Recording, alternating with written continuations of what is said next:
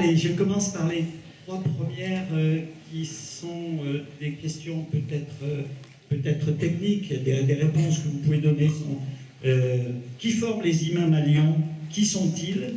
Comment former des imams représentatifs de l'islam de France? Écoutez, l'islam est une religion nouvellement installée, qui n'a pas encore d'institution officielle. Il y a des tentatives locales. Chaque région essaie un petit peu d'encadrer ses prédicateurs selon les moyens disponibles. Et en effet, nous vivons une vraie crise quant à la formation de nos cadres religieux. Il y a un problème déjà doctrinal. Quelle doctrine enseigner? C'est bien de réunir des imams, mais quoi leur transmettre? Est-ce qu'il s'agit de transmettre le droit canon classique ou bien une théologie d'acculturation qui prend en considération le paradigme de sécularisation? Donc il faut déjà préparer un produit doctrinal pour les imams, sachant que l'imam, c'est un terme générique. Il y a des imams pour guider les 5 prières, et celui-là n'a pas besoin vraiment de grandes connaissances théologiques, parce qu'il s'agit de conduire la prière. Par contre, l'imam prédicateur qui a la tâche d'assurer le prêche, et bien, il doit maîtriser la réalité occidentale, parce que la mosquée, c'est un territoire français, dans une culture française, et qu'il est en train de parler pas uniquement à des fidèles, mais des citoyens également. Et donc, il faut qu'il trouve une fréquence dans les discours qui permet aux fidèles de vivre pleinement sa citoyenneté dans la société, et de ne pas renfermer le musulman, justement, dans un univers exotique. Parfois, on considère la mosquée comme un lieu exotique de sortie de la société. En effet, quand vous entrez dans certaines mosquées, vous avez l'impression d'être au Maroc 1950. Parce que l'imam est sorti du Maroc en 1950, il est resté en culture. Même culturellement, il est en déphasage par rapport à sa culture d'origine. Que dire de la religion? Donc, effectivement, le constat est un peu amer. L'imam n'est pas un prêtre, il n'a pas fait vœu de pauvreté ni de chasteté, donc il a une famille, le côté social, etc. Donc c'est un peu, il y a beaucoup de difficultés, parce que la plupart des imams sont bénévoles, eux sont vraiment salariés, et ce côté-là, il est très handicapant.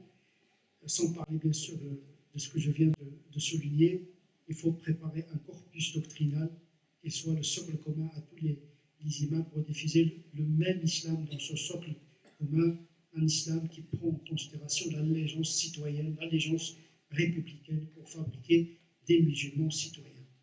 Et ça, il faut du temps. On demande à l'islam d'effectuer ce que l'Église catholique a effectué pendant des siècles. Ils ont accompagné la sécularisation, la laïcisation, ce qui n'est pas le cas pour la théologie musulmane, qui n'a commencé que depuis les années 80. Sauf qu'on est dans une histoire accélérée.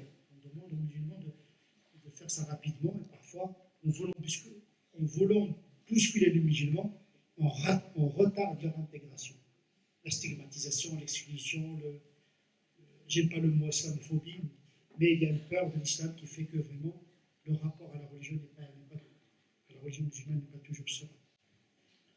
Alors je précise juste que la formation dont j'ai parlé tout à l'heure avec l'Université de Lyon 3 et l'Université catholique de Lyon à destination des musulmans, c'est évidemment pas sur le Coran, bien sûr, ça se fait à la Grande Mosquée, c'est sur vivre droit, religion, laïcité en France aujourd'hui. Et de fait, les catholiques ont une certaine expérience de cet apprentissage. Et donc, c'est ça la manière d'aider à une forme d'intégration qui nous semble importante et qui est demandée en tout cas. Et moi, je suis toujours très heureux, c'est pas de la politesse simplement, lorsque je vais saluer les imams quand ils commencent et qui sont dans notre maison là. Et je me dis, voilà, le partage de nos expériences justement de construction de la paix sociale, on a quelque chose aussi à apporter à ce niveau-là. Il est clair que les musulmans ont besoin de leur aider, les chrétiens, pour l'accompagner justement dans ce processus d'intégration. On ne va pas inventer la roue. les gens sont passés par là, la doctrine sociale, la sécularisation, la théologie de la culturation, tout ceci sont des théologies chrétiennes qui sont fort applicables à la théologie musulmane, tout simplement, avec des variantes dogmatiques qui font la spécificité des deux religions. Mais les mécanismes d'intégration restent, je pense, valables pour l'islam également. Deux points de vue. Merci pour l'espérance qui se dégage de cette rencontre, alors que nous sentons de l'inquiétude devant les problèmes de notre monde. Cela nous aide à avancer. Puis un petit clin d'œil. Ce qui a été dit ici pourrait-il être résumé dans les églises et les mosquées au cours de prédications sans nuire à la prière. Voilà, ça pourrait peut-être même ouvrir à la prière. Ça pourrait même ouvrir à la prière. Alors, on regroupe des questions qui... Voilà. Le Père Thierry a parlé du respect des droits de l'homme qui comprennent le respect des droits de la femme. Dans le contexte libanais particulièrement, les religions arrivaient à être source de paix quand elles donnaient, entre autres, la vraie place et une place importante à la femme. Dans le contexte français, comment la femme peut-elle jouer un rôle au sein des religions et quelle place peut-elle y occuper? Et puis, une autre question. Je suis musulmane et je suis de tout corps avec vous, après les différents événements en France. Comment faisons-nous pour protéger nos enfants? Que pensez-vous des écoles coraniques qui se développent hors des références de l'éducation nationale? Quel contrôle sur cette éducation peut être mis en place? Une proposition, essayer de former continuellement les plus jeunes pour comprendre la différence entre les religions et les sciences. On voit qu'il y a deux types là, place de la femme et puis l'éducation des plus jeunes avec les difficultés bien sûr. Le droit de la femme, ça s'arrache, ça ne se donne pas. Le droit est là. Il faut l'arracher. Comme l'a fait une des épouses du prophète de l'islam, il a dit pourquoi le Coran parle tout le temps, pourquoi Dieu parle toujours aux hommes et ne parle pas aux femmes? C'est l'épouse du prophète qui est connue par son caractère révolté. Puis le Coran dit, voilà, tout ce qui est valable pour les hommes l'est valable également pour les femmes. Parce que c'est un problème linguistique. Quand il y a le pluriel, généralement, c'est le masculin qui l'emporte. Mais malgré ça, le Coran, il a dit, les prieurs et les prieuses, les patients et les patientes. Donc, pour répondre justement à cette révolte lorsque le prophète lui-même a désigné une imam pour diriger les prières, une prière collective où il y a derrière elle des hommes. Faire ça aujourd'hui dans une mosquée en France, ça va déclencher une révolte chez les musulmans. Le prophète était avant-gardiste, en vérité. Il y a une régression, à mon sens, par rapport à ce que le Coran a amorcé comme égalité entre les hommes et les femmes. Bien sûr, le Coran, il a composé avec une réalité anthropologique. Vous savez, le droit, il est réaliste. La théologie, elle est absolue. Il y a l'égalité ontologique entre l'homme et la femme. D'ailleurs, il n'y a pas une chronologie d'Adam et Ève dans le Coran. Les deux ont été créés d'une même entité. Alors, Ève, qui n'est pas tentatrice dans le Coran, les deux péchèrent en même temps, les deux furent tentés en même temps, les deux péchèrent en même temps, les deux se repentirent en même temps et les deux furent pardonnés en même temps. Il n'y a pas de connivence avec le serpent, il n'y a pas ça ici en tout cas dans le Coran. Donc il y a une égalité morale, ontologique, métaphysique entre l'homme et la femme. C'est le corps qui est sexué, pas l'âme. L'âme, elle est asexuée parce qu'elle est déposée par l'ange. Et donc il n'y a pas une raison féminine, une raison masculine. Le corps, oui, il fait la différence. Or, le droit, il compose avec le corps dans une société. Donc il négocie cette égalité ontologique dans des termes juridiques qui prennent en considération le système patriarcal, etc. Donc l'erreur serait de reproduire ce que le Coran a pris en considération. Il y a beaucoup de musulmans qui pensent parce que le Coran a pris en considération une situation d'inégalité pour négocier le principe d'égalité, ils ont compris que le Coran a canonisé ce modèle anthropologique arabe. Et ça, c'est une erreur herméneutique monumentale. Si vous n'avez pas cette clé de lecture, vous risquez de reproduire l'histoire et pas le message de la révélation. donc, la femme à l'époque était exclue du pouvoir politique parce qu'il faut être guerrier pour être président, pour être chef de tribu, exclue de l'économie parce que l'économie est liée à la force musculaire. Mais aujourd'hui, on n'a pas besoin de muscles pour accéder au pouvoir, on n'a pas besoin de muscles pour travailler. La technologie a permis justement d'égaliser entre les hommes. Donc il faut changer le droit canon, musulman. Même dans les pays musulmans, ils doivent aller dans ce sens-là en principe, vers l'universel. Quant à l'enseignement des jeunes, l'école coranique, on enseigne à l'école coranique le catéchisme, l'islamochisme, d'une certaine manière, tout simplement. Mais les écoles privées, ça c'est autre chose. Les écoles privées musulmans, eh bien, ils obéissent au programme de l'enseignement également. C'est comme il y a des établissements privés catholiques et juifs, il y a également des établissements privés musulmans qui respectent le même programme, avec des variantes religieuses, bien sûr, que le droit français a pris en considération. Voilà, il ne faut pas que j'échappe à la question de la place des femmes, ce qui est normal puisque nous avons de très gros progrès à faire dans l'Église catholique. Ça, c'est clair. C'est clair, c'est à la vie. Et je me souviens d'une image aussi, puisqu'on parle de la paix, de l'image de l'une des rencontres d'Assise avec tous les responsables de beaucoup de religions du monde. Ça aussi, c'est un symbole, à mon avis, très fort. Ça ne suffit pas, mais ces symboles sont appelants. Et au bout d'une rangée, une femme, Julia Kristeva, agnostique je pense, plutôt. Psychanalyste, humaniste.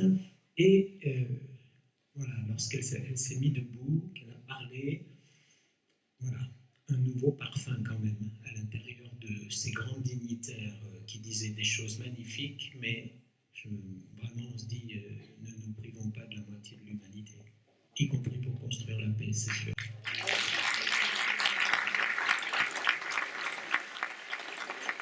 Alors, avec les collègues, là, on s'est dit que ça serait bien de regrouper ces trois. La première, c'est une remarque. Monsieur l'imam a dit 2 fois interprétation. Le prêtre a dit ambiguïté. Souvent, les religions sont convaincues de détenir la vérité. N'est-ce pas un facteur important de la violence? Une religion croit qu'elle est dans le vrai. Si on croit à la vérité absolue de la religion, on devient intransigeant vis-à-vis des autres religions.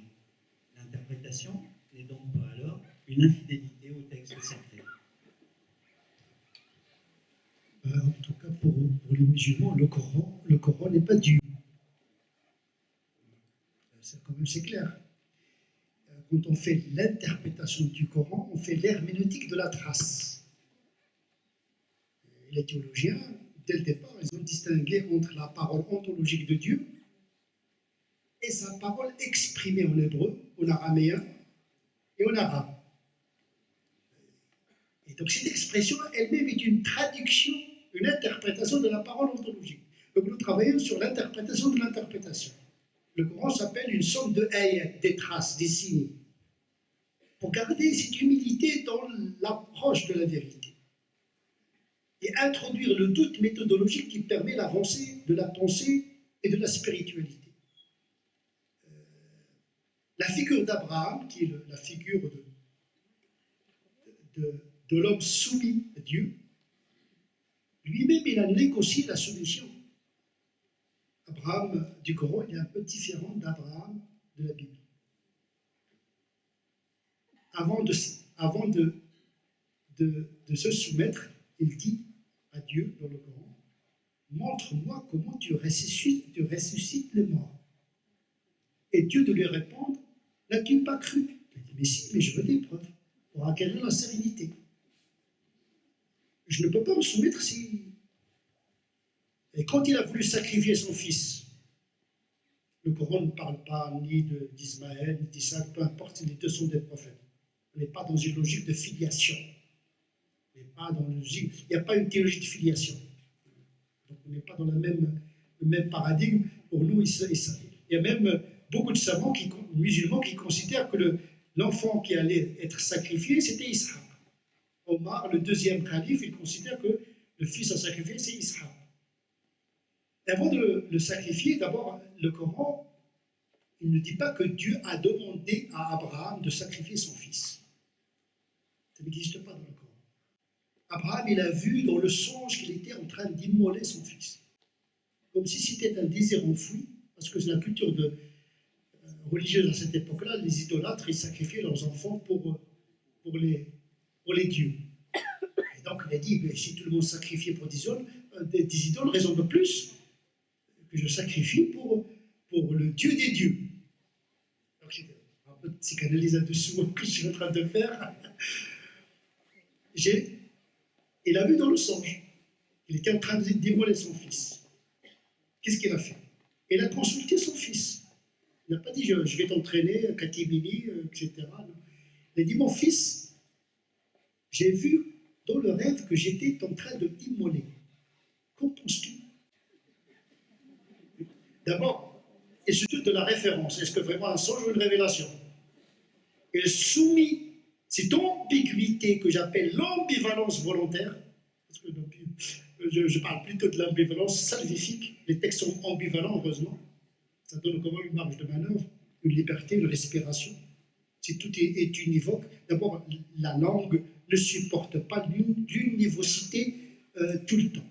Le propre d'une langue, c'est qu'elle indique et cache en même temps le sens. Elle révèle, elle dévoile et cache en même temps. Et donc, il a dit à son fils, voilà, qu'en penses-tu? Donc, il consulte son fils, parce que c'est lui qui est concerné par le songe. C'est lui qui va être zigouillé. Qu'en penses-tu, mon fils? Si tu acceptes, tu acceptes pas. Et la réponse du fils, dans le Coran, il dit, Père, fais ce qu'on te demande. On ne sait pas qui est la source. Il n'a pas dit, fais ce que Dieu te demande. Parce que Dieu du Coran n'ordonne pas l'absurde. Pourquoi immoler un fils, puis lui dire non, ne l'immole pas? Coupe-lui la tête, non, ne coupe pas la tête. Dieu n'éprouve pas inutilement la foi des croyants. On ne l'éprouve pas. La loi est au service de l'individu. Il faut qu'il y ait une utilité. Mais en vérité, il s'agit d'un songe. Et lorsqu'il a voulu justement sacrifier son fils, c'est là où Dieu se manifesta. Tu as cru en ton songe, lui dit Dieu. Et il lui a donné, justement pour juguler cette violence, il a donné ce sacrifice qui, désormais, a constitué une relation triangulaire entre l'homme, Dieu et l'animal. Et désormais, l'animal, la mort de l'animal a pris sens. Quand on sacrifie un animal, ce n'est pas comme on épluche une tomate. Donc c'est la notion du sacrifice. Et donc effectivement, l'interprétation, c'est ça l'interprétation.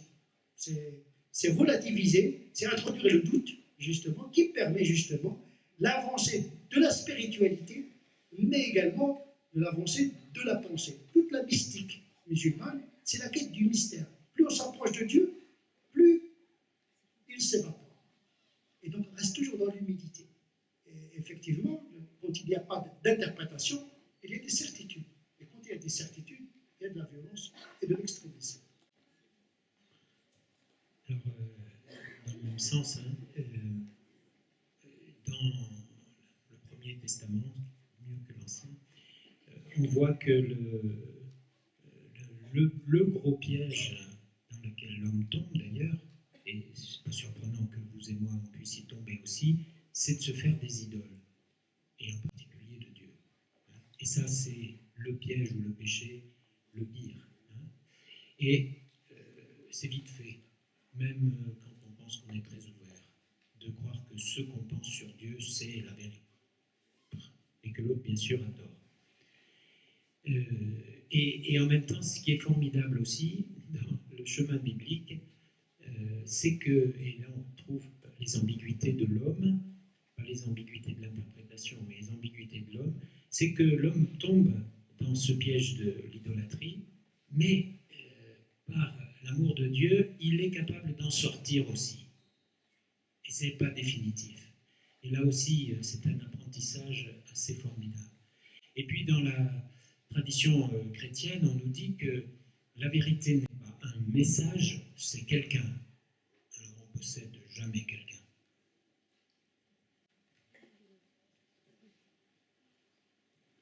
vous vous rendez compte de la situation tragique dans laquelle on est, parce que jamais y arriver, ou alors on va passer la nuit. Mais j'essaye de regrouper deux questions. Je pense que Tarek va pouvoir répondre rapidement. Dans quel livre est-il écrit que les ancêtres musulmans disaient que l'homme descendait du singe? Est-ce qu'Adam était un singe? Adam n'était pas singe. Non, j'ai fait l'évocation à Ibn Khaldoun, qui est un sociologue anthropologue, qui parlait justement de l'évolution de la matière inerte, matière minérale, les mollusques. Et c'est dans son livre Le Muqaddima où il parle de ça, et puis à un moment donné, il dit et l'homme descend de l'univers des singes. Ça ne veut pas dire que c'est vrai. Aujourd'hui, l'homme et le singe, selon la nouvelle théorie de l'évolution, ont un ancêtre commun. On a abandonné le fait que l'homme descend du singe. Mais c'est une théorie. Mais la théorie scientifique ne doit pas être falsifiable par la théologie. Elle doit être réfutée par une théorie scientifique plus forte qu'elle. C'est ça, j'ai voulu dire qu'on ne cherche pas dans le Coran l'origine d'Adam, parce que le Coran parle de l'origine tellurique et argileuse d'Adam, mais il ne parle pas des étapes de son évolution. Parce que le but du Coran, c'est de dire, voilà, en vérité, vous êtes constitués de la même matière que la Terre, et vous partagez le même code génétique que les animaux, puisque le Coran nous renvoie justement à cette intégration dans le règne animal, puisque le Coran le considère comme une espèce animale, entre autres. Vous êtes une espèce animale, entre autres. Sauf qu'il y a une continuité biologique et une discontinuité spirituelle. L'âme qui habite les humains n'est pas sujet à évolution, puisque les parents ne transmettent pas l'âme. Ils transmettent les gènes, mais ils ne transmettent pas la vie. Parce que la vie, ce n'est pas la biologie. Et donc il y a toujours ce souffle de l'ange qui vient déposer l'âme. Il y a l'âme, la vie végétative, il y a la vie spirituelle qui est déposée par l'ange. Même les parents ne transmettent pas justement l'âme. Donc il y a une discontinuité spirituelle. C'est pourquoi il n'y a pas de transmission de péché, ni rien du tout, puisqu'il y a une indépendance spirituelle par rapport aux ancêtres. Il y a une continuité biologique, une discontinuité spirituelle. Les musulmans au Moyen-Âge n'avaient pas de problème. Au XIXe siècle, lorsque la théorie de l'évolution est apparue, n'a pas choqué les savants musulmans de l'époque. Mohamed Abdou, dans son interprétation, il a essayé de concilier justement l'interprétation du Coran avec la nouvelle théorie de l'évolution. Et toujours se soucier un petit peu de cette ambivalence, un petit peu des textes qui permet justement d'interpréter le Coran à la lumière des avancées de la pensée universelle de l'homme. Alors c'est peut-être plus pour Thierry là, mais bien sûr Tarek. Ma question se rapporte au pouvoir. Quand j'observe en ample position l'histoire du monde, j'y vois la soif du pouvoir et du mélange entre le pouvoir religieux et temporel. La chrétienté n'a pas de leçon à donner. Voilà, le danger du pouvoir est toujours là. Et le danger de la liaison donc, entre pouvoir religieux et temporel. Puis une autre question un petit peu dans le même sens, autour de l'idée que l'engagement des religions au service de la paix devrait passer par un combat pour le développement. Alors, tout à l'heure, je disais qu'en christianisme, la vérité, c'était pas un message, c'était quelqu'un, la personne du Christ, et qu'on ne pouvait pas la posséder. Ça n'a pas empêché, en effet, les guerres de religion, y compris entre chrétiens d'ailleurs.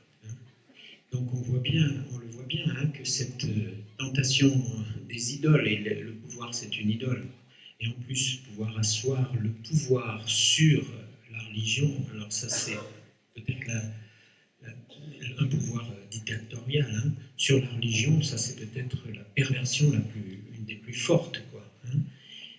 C'est s'approprier au nom de Dieu un pouvoir sur les autres. Voilà. Nous n'échappons pas à ça, mais nous pouvons traverser ça. Moi, je le crois. En ce sens-là aussi, là je parle plus en Occident, les émancipations par rapport au pouvoir religieux ont souvent été portées par la tradition chrétienne, justement. Parce que le premier qui a subi des pouvoirs dans la tradition chrétienne, c'est le Christ, justement, hein, qui lui en a subi directement. Hein. Et quand c'est un peu comme ça qu'on peut comprendre aussi cette phrase qui est de Marcel Gauchet, hein, le christianisme est religion de la sortie de la religion, alors elle a fait couler beaucoup d'encre, hein, mais en disant Jésus a fait éclater les arcanes habituels du religieux, mais ensuite l'institution a vite fait de les reprendre. Et c'est toujours une conversion personnelle, et je dis ça de l'intérieur d'une institution qui s'appelle l'Église et que j'aime beaucoup et que j'essaye de servir, et je sais que moi-même je ne suis pas à l'abri de ça. Donc c'est une conversion permanente, quoi, hein, de ne pas s'approprier, et le pouvoir c'est quelque chose, quoi. Ça ne veut pas dire que, il ne faut pas confondre pouvoir et responsabilité, hein. Ça, bien entendu, ça ne veut pas dire qu'on n'exerce pas sa responsabilité. Puis la deuxième partie, c'était, j'ai déjà oublié, oui, bien sûr que le développement, le nouveau nom de la paix, hein, Popularum Progressio, c'est sûr que cet aspect-là qu'on n'a peut-être pas suffisamment abordé jusqu'à présent ce soir est capital. Alors, il est contenu quelque part dans les droits de l'homme, hein, mais je crois que là aussi, l'engagement des chrétiens et l'engagement des membres des religions dans le développement, ici et ailleurs, hein, ici et dans d'autres pays, c'est un signe capital. Peut-être aussi qu'on peut dire que l'engagement pour le développement durable, comme on dit aujourd'hui, hein, y compris dans les pays en voie de développement, est la forme pour aujourd'hui, est une forme pour aujourd'hui de la construction de la paix. Et là, on est tous concernés, car les nuages de pollution ne s'arrêtent pas aux frontières. Si je peux me permettre d'ajouter, vous savez qu'à la fin du mois d'août, il y aura à Saint-Étienne, le 28, 29 et 30 août, les assises chrétiennes de l'écologie, et des réunions auront lieu à la Grande Mosquée et dans d'autres mosquées. Et moi, je peux me permettre de mettre en avant cet engagement commun de nos traditions religieuses au service du développement. C'est un beau signe là que les religions peuvent servir à quelque chose. Voilà. Oh, oui, servir beaucoup. Alors, des questions d'information, disons, dans l'actualité, je les ai regroupées. Une question qui parle de l'opposition entre chiites et sunnites. Aujourd'hui, le chiisme et le sunnisme, ce combat est plus politique que théologique. C'est une concurrence entre deux entités politiques qui instrumentalisent ces deux doctrines pour des visées géopolitiques. Un combat entre deux Vaticans, Vatican des sunnites, Arabie Saoudite, et le Vatican des chiites, l'Iran. Ils sont deux entités politiques. C'est la première fois qu'on assiste à une guerre entre les sunnites et les chiites, avec cette ampleur. Parce que la notion de l'État-nation, justement, a instrumentalisé une doctrine théologique pour mobiliser les troupes, d'une certaine manière.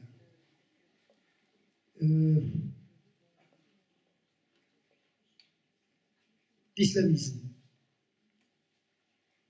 Il faut être très nuancé. L'islamisme est né comme un engagement dans le monde musulman à partir d'une foi agissante, justement, dans le domaine politique et social. Moi, je trouve ça tout à fait légitime si on respecte la démocratie, si on œuvre pour le salut public et pour l'intérêt de la nation. Il y a plusieurs variantes d'islamisme. L'islamisme social, l'islamisme politique, l'islamisme violent. Donc il y a plusieurs variantes. Il y a l'islamisme de gauche, il y a l'islamisme des conservateurs. Parce que quand on dit islamisme, on a tout dit, on n'a rien dit, comme on dit le salafisme, ou bien l'intégrisme, qu'on mélange parfois avec le piétisme ou le littéralisme. En vérité, cette sémantique floue n'aide guère le non-initié à comprendre ce qui se passe dans le monde musulman. On met tout le monde dans la même case et on donne l'impression, en qualifiant un mouvement par islamiste, on a défini, on a expliqué. Mais les choses sont plus compliquées que ça. l'islamistes de Nahda, qui ont joué le jeu, très sécularisé. Généralement, ce sont des cadres qui ont été formés ici en France. Ils ont un islamisme, mais vraiment très, très, très, très ouvert. Ça n'a rien à voir avec l'islamisme wahhabite, littéraliste et parfois violent. Et donc là, il s'agit d'un engagement au nom de la foi qui peut être un engagement pacifique, démocratique, social, parfois même mystique. Il y a des soufis qui sont engagés dans le politique également, donc une variante d'islamisme. Il y a l'islam en tant que religion et il y a des islamismes en tant qu'interprétation et engagement. Et donc moi, personnellement, le mot islamisme ne me dérange pas. Ce qui me dérange, c'est la violence, c'est le non-respect de la démocratie. Mais parfois, un terroriste, c'est un terroriste. Pourquoi dire un islamiste terroriste? C'est comme s'il y a une génétique islamique, donc coranique, qui justifierait son crime. Mais le crime, c'est un crime. Et je pense qu'aujourd'hui, on est dans un flou sémantique médiatique qui sème le trouble dans le mental et qui ne nous permettent pas de comprendre la complexité de ce qui se passe dans le monde musulman. Le salafisme. Au départ, le salafisme est une doctrine théologique qui refuse l'interprétation, la spéculation sur les noms et les attributs de Dieu. Une doctrine très ancienne. Et donc c'est le mutisme devant le mystère des noms et des attributs de Dieu. Mais pas un mutisme d'ignorance, mais un mutisme qui reconnaît l'incapacité de l'homme à définir totalement les attributs et l'unicité de Dieu. Puis le salafisme du 19e siècle a été porté par Mohamed Abdou, le réformateur, c'est-à-dire le retour aux sources pour les interpréter à la lumière de la modernité et éviter de sombrer dans le mimétisme et la reproduction des écoles classiques qui ont été forgées lors du Moyen-Âge. Donc c'était le salafisme de Mohamed Abdou, c'est l'islam des Lumières, d'une certaine manière. Et puis, le wahhabisme, il a emprunté le salafisme pour mieux passer dans l'imaginaire musulman collectif, parce que le salafisme, il le connote bien. Quand on dit salaf, c'est les ancêtres pieux, les compagnons, les successeurs, les meilleures générations, comme les apôtres de Jésus, d'une certaine manière. Mais en vérité, le salafisme auquel nous assistons, c'est un retour, comme je viens de le dire, c'est un retour à l'histoire, pour reproduire l'histoire, et non un retour vers l'esprit du message qui a été révélé à un moment donné. Et donc aujourd'hui, le salafisme est un mot complètement galvaudé et qui ne signifie plus rien. Alors, Thierry, on te demande de préciser ce que tu entends par agapé. Alors, Costaud. juste un petit peu de grec. Hein. En français, on a un seul mot pour dire aimer, mais on l'utilise de la même manière pour dire j'aime mes parents ou bien j'aime les frites. C'est pas tout à fait la même réalité quand même. En grec, on a trois mots. On a le mot eros. Là, je ne fais pas de dessin. On a le mot philia. Ça, c'est l'amour d'amitié, c'est l'amitié. Hein. Et puis, agapé, c'est l'amour avec un grand A dans toute la gratuité dont on essaye d'être porteur. Hein. Quand on aime quelqu'un vraiment dans une gratuité énorme, c'est l'agapé. Hein. Donc, on dit justement dans la tradition chrétienne que voilà, l'agapé, c'est Dieu lui-même. Hein. La gratuité totale. Bon.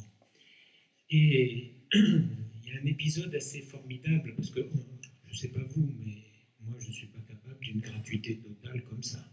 Hein.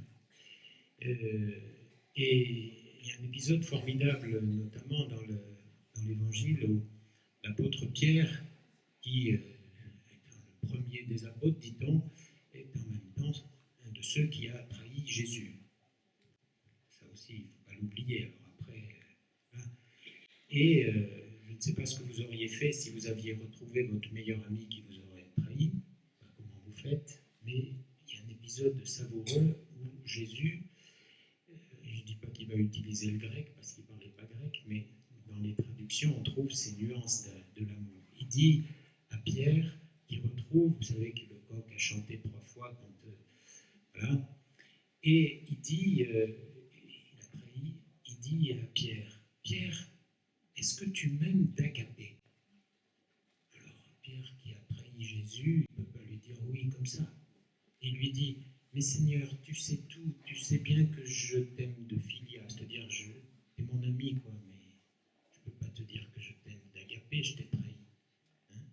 En français, on perd la nuance parce qu'on traduit aimer tout le temps. Hein?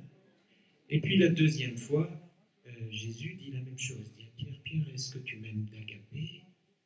Et l'autre dit, Seigneur, il devait être gêné, hein? Il n'y a pas d'intention, d'intuition et de... Mais est-ce que non, je t'ai trahi, je ne peux pas dire que je t'ai... Et puis la troisième fois, Jésus dit à Pierre, Pierre, est-ce que tu m'aimes d'amitié?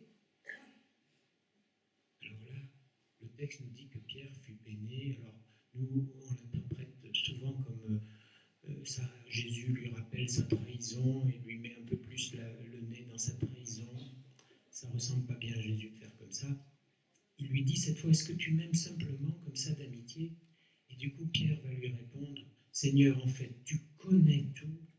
Tu sais bien que là, je ne peux pas te dire autre chose que je t'aime d'amitié parce que je t'ai trahi.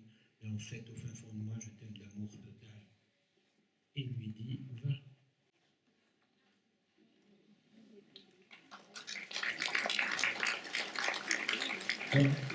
Une question, il nous reste à peu près une dizaine de minutes. Je ne vais pas vous parler d'agapé, mais de la violence. Je n'ai pas de chance aujourd'hui. Il y a une question sur la médiatisation de la violence actuelle. N'augmente-t-elle pas cette violence dans nos religions? Vous savez, les médias, ils obéissent à une logique économique qui consiste à vendre le produit d'une certaine manière et de parler toujours des choses qui ne marchent pas. Sinon, ce ne sont pas des informations. On ne va pas faire une information pour dire oui, il y a un dialogue interreligieux, il y a des actes de charité, de solidarité. Ça ne mange pas de pain. Et donc, effectivement, et puis, il est de leur rôle, les mass médias, d'informer sur les conflits qui existent dans le monde.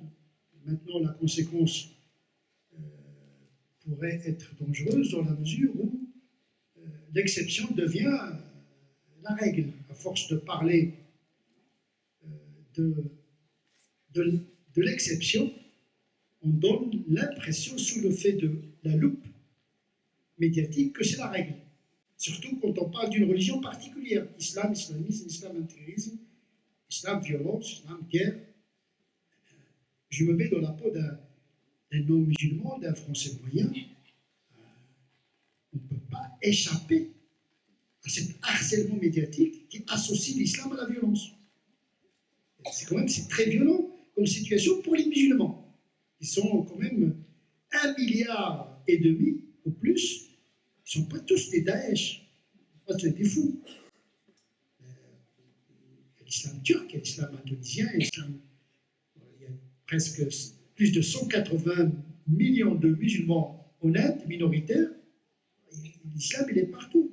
Mais il n'y a pas de violence qui est liée à la présence de l'islam en tant que tel. Par contre, la violence, elle est liée à des enjeux énergétiques.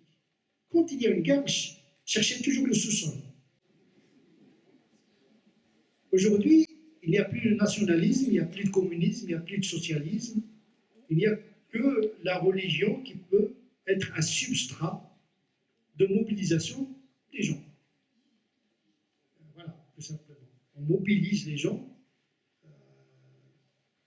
par ce qui reste comme idéologie, comme religion. Et malheureusement, avec l'effondrement des idéologies, les religions risquent d'être instrumentalisées même en France. Parce que là, on sort sur le communautarisme pour accéder au pouvoir à travers une approche électoraliste et politicienne. Nous sommes menacés, nos religions sont menacées, même en Occident, parce qu'il y a un retour à une religion identitariste, de crispation, sur laquelle peut surfer le politique pour accéder au pouvoir. On voit déjà des prémices dans les déclarations d'un certain nombre de nos politiques qui jouent sur cette logique de communauté.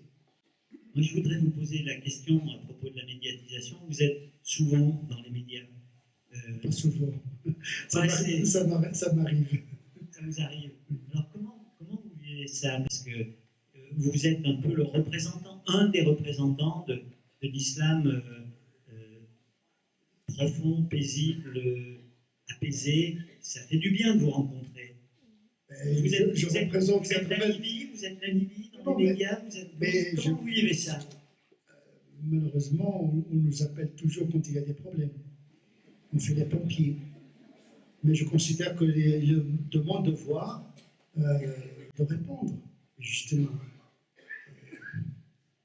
C'est de représenter 99,999 de musulmans paisibles, discrets, invisibles.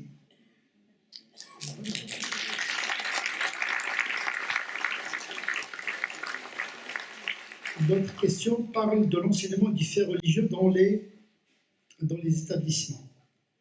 Et je pense que pour engager un dialogue entre les citoyens, il faut l'initier depuis la maternelle. Il faut que nos enfants apprennent à connaître l'autre dans sa diversité. Mais pour connaître dans la diversité, encore faudrait-il que l'autre connaisse sa propre tradition. C'est ça le problème. Moi, j'ai mis mes enfants dans des établissements privés catholiques. Ils étaient toujours les premiers dans le catéchisme.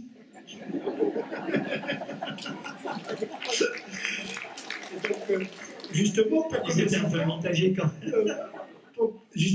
pour que mes enfants connaissent une dimension notoire de l'identité française, à savoir le catholicisme. Parce que même notre laïcité, en vérité, c'est une laïcité à dominante culturelle catholique. Même c'est une catho-laïcité d'une certaine manière. Cette laïcité n'est pas une génération spontanée. Et donc, pour connaître la laïcité, il faut étudier le catholicisme d'une certaine manière. Et donc, on a besoin d'introduire le fait religieux, pas l'enseignement de la religion en tant que tel, mais le fait religieux pour justement engager le dialogue. Moi-même, je prône l'introduction d'une matière depuis le primaire, la question du dialogue, comment initier le dialogue, rencontrer l'autre. Et malheureusement, notre laïcité a acculé tout le monde à l'anonymat. Bon, pour un musulman, on voit le teint, on dit il est musulman, un basané. Mais le catholique, il est difficile de le repérer dans la société. Comment engager le dialogue avec le catholique et rendre l'invisibilité? Moi, je pense que ça aussi c'est une difficulté pour les musulmans. Ils cherchent le catholique. Nous avons un silence contradictoire qui est la couleur. Effectivement, on a besoin, vous savez, quand il n'y a pas de dialogue, quand il n'y a pas une parole, eh bien c'est la violence qui prend la place.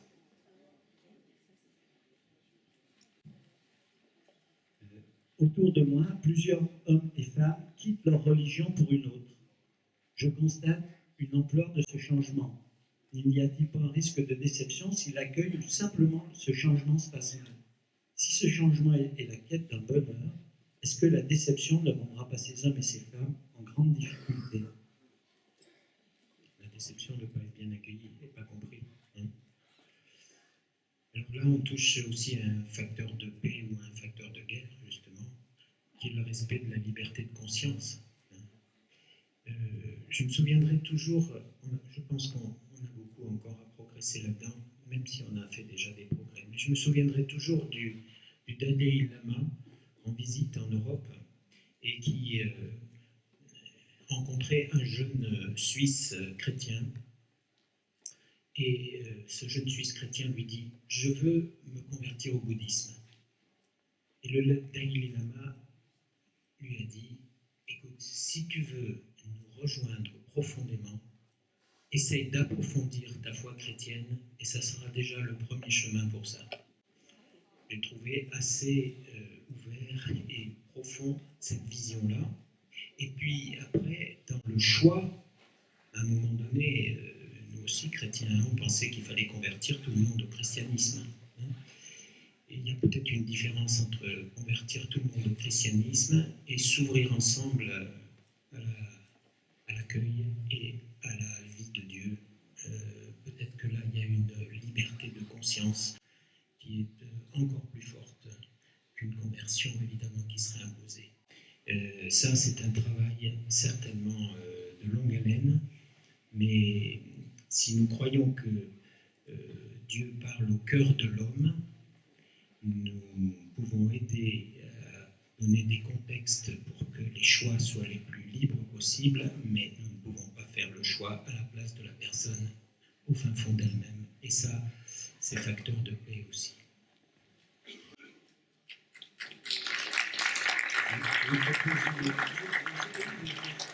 Je pourrais également abonder dans le même sens, parce que la foi, c'est quelque chose qui suppose la liberté. On ne peut pas retenir quelqu'un dans une foi qui ne sente plus. C'est l'aberration.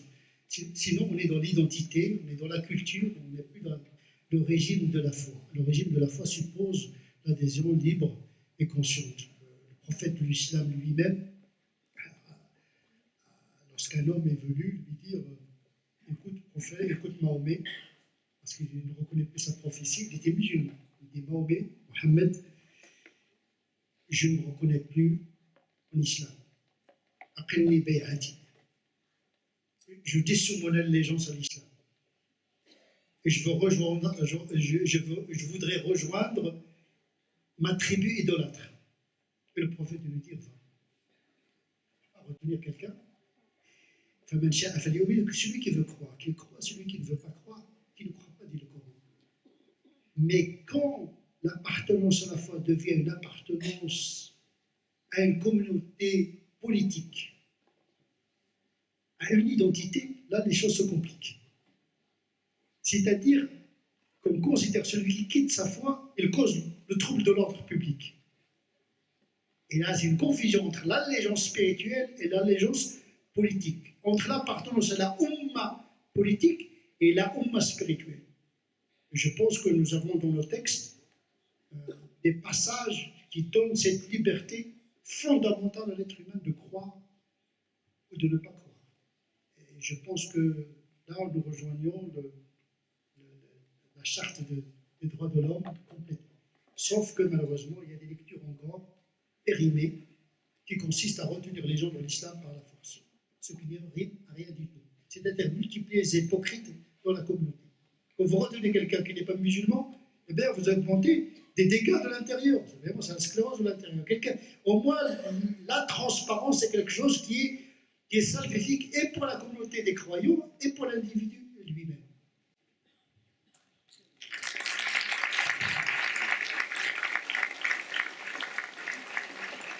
Voilà, eh bien, il est exactement 10 heures. Il reste encore plein de questions, mais je pense qu'on n'avait pas la naïveté ou l'illusion de penser qu'on allait répondre à tous. Je voudrais qu'on applaudisse nos deux intervenants.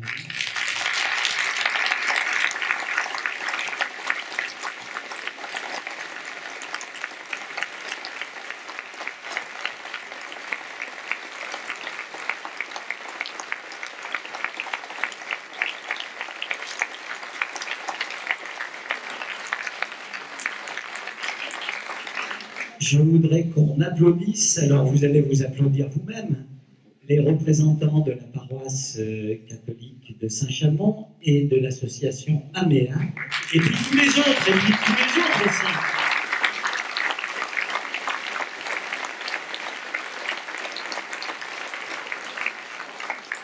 Il est donc l'heure de conclure cette soirée.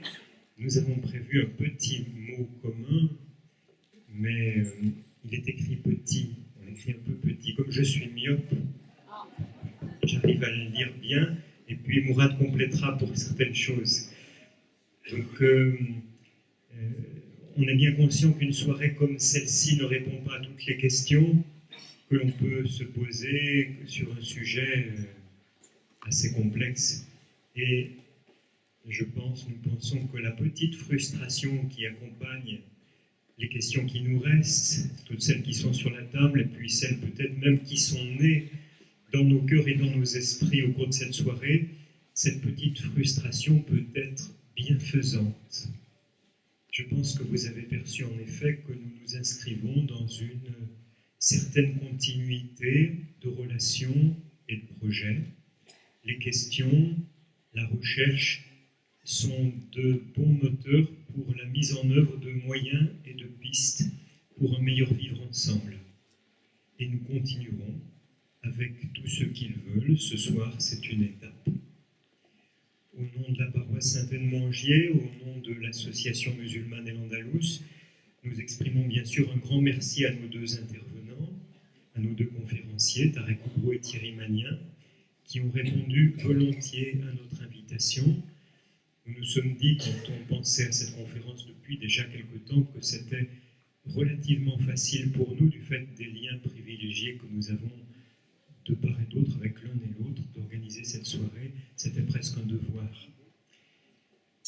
Nous disons aussi un grand merci à Jean-Claude Duverger de RCF Saint-Étienne, la radio, qui a bien voulu animer le débat de ce soir. Nous remercions la municipalité de Saint-Chamond qui nous a prêté la salle. Par ailleurs, pour réaliser une soirée comme celle-ci, nous avons dû compter sur des bénévoles de la paroisse et de l'AMEA, et les jeunes, les scouts qui sont ici pour préparer la salle, pour trouver la sonorisation et la mettre au point. Merci notamment Jean-Christophe, pour diffuser les affiches, pour les contacts avec la commune, pour l'accueil de nos conférenciers, pour tous les petits services nécessaires.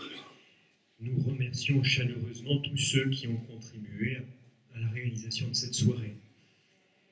Et puis nous pensons aussi à tous ceux parmi vous qui, par le bouche à oreille, auprès de leurs amis et connaissances, ont transmis l'info, ce qui fait que nous sommes nombreux ce soir. Nous voulons enfin vous informer de quelques projets. Donc, il y en a un qui a déjà été dit, c'est les Assises chrétiennes de l'écologie, à la fin du mois d'août, 28, 29, 30, si je ne me trompe pas, à Saint-Étienne, avec une diversité d'intervenants, parmi lesquels, je crois, Tarek Oubrou. Il y a aussi l'association AMEA qui tiendra un stand. Voilà, il y a une diversité d'intervenants, de stands. J'ai plus en tête tous ceux qui viendront, mais je pense à Pierre Rabhi, à Corinne Lepage, à beaucoup d'autres. Voilà,